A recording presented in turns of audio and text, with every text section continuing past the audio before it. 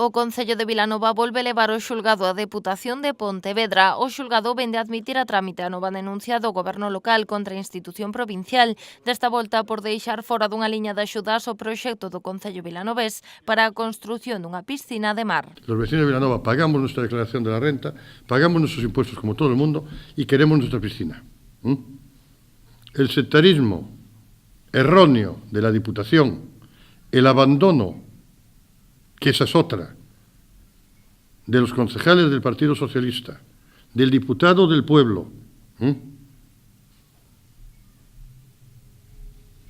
diputado descabezado ya en este momento, él no se da cuenta que a la gente se le utiliza e despois se le tira. Vilanova solicitará no seu proxecto unha achega d'1 millón de euros para a construción da piscina no marco do Plan de Reequilibrio Provincial, dotado de 18 millóns de euros. Dende a Deputación aseguran que a documentación presentarase fora de prazo, por iso desbotaron o proxecto. Un contencioso se puede retirar siempre,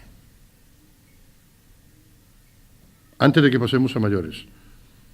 Yo les aconsejo que se vaya la nueva secretaria general y él a un diputado a Pontevedra y que trabajen para su pueblo y que corrijan.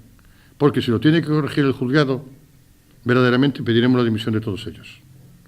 Y tendrá consecuencias políticas en el pueblo. Para Durán, este é un exemplo máis da discriminación que están a sufrir os concellos do PP por parte do goberno bipartito da Deputación. De feito, o Concello vilanovés xa levou o xulgado a decisión da institución provincial de paralizar a obra da estrada de Baión. Os recuerdo que fue el caso de Villanueva y de 7 ayuntamientos más gobernados por el PP.